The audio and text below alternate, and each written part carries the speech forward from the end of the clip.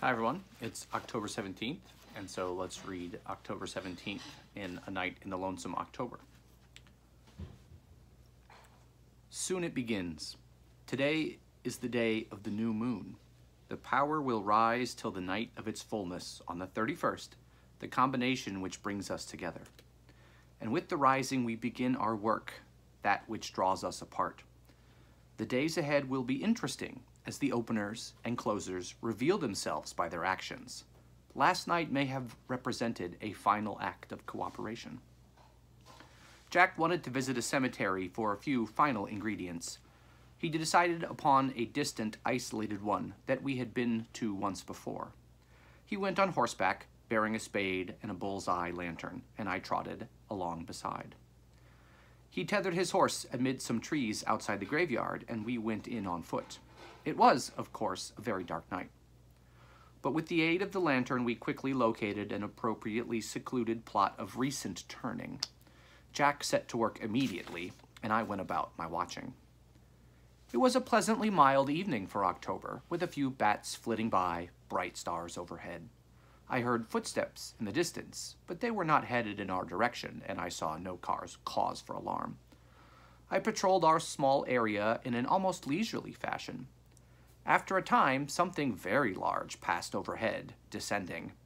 It did not land nearby, however, nor make any movement to approach us.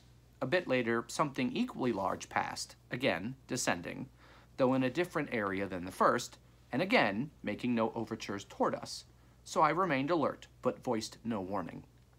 I heard horses on the trail a little after that, sounds of dismounting, more footsteps.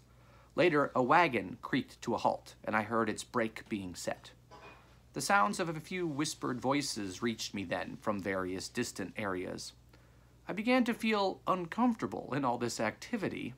I patrolled further afield and listened closely. I began hearing the sounds of spades from many directions. "I remember you," came a faintly familiar voice. "You're a watchdog, like me, with the big teeth."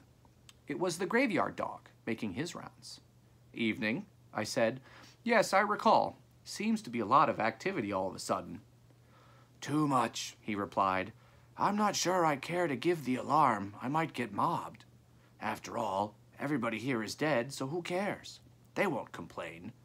The older I get, the more conservative I feel. I'm just not much into heavy action these days. I do wish everybody'd fill up all of their holes neatly, though, afterwards. Maybe you could pass the word along?" "I don't know," I said.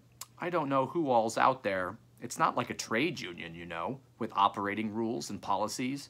We usually just get the work done as efficiently as possible and get the hell out." "Well, it would be nice if you cleaned up after yourselves. Less trouble for me." "I'm afraid I can only speak for the master, but he's usually quite neat in these matters. Maybe you'd better approach a few of the others by yourself." I'm inclined to just let it go by," he said. "Too bad." We strolled around a bit together. Later, a voice very like McCabe's called out from down the hill, "Damn, I need a left femur, and this one ain't got one." "Left femur, you say?" came an ancient, croaking voice from nearby, which could have been Owen's.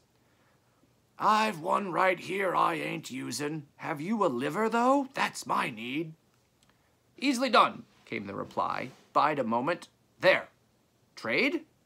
"You can have it. Catch."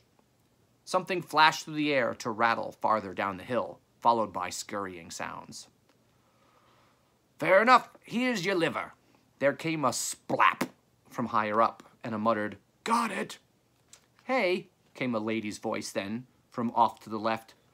"While you're about it, have you a skull?" "Indeed I do," said the second man. "What'll you give?" "Well, what do you need?" "Finger bones." "Done. I'll tie 'em together with a piece of twine." "Here's your skull." "Got it. Yours'll be along shortly." "Has anyone the broken vertebrae of a hanged man?" came a deep, masculine voice with a Hungarian accent from somewhere far to the right. There followed a minute's silence. Then, "I've some mashed ones here. Dunno how they got that way, though." Perhaps they'll do. Send them along, please. Something white and rattling flashed through the starlit air. Yes, I can work with these. What'll you have for them? They're on the house. I'm done. Night. There followed the sounds of rapidly retreating footfalls. See, said the old dog, he didn't fill it in. I'm sorry. I'll be kicking up dirt all night. Afraid I can't help you. I've got my own job to do. Eyeballs, anyone? Came a call. Over here, said someone with a Russian accent. One of them, please. I'll have the other, came an aristocratic voice from the opposite direction.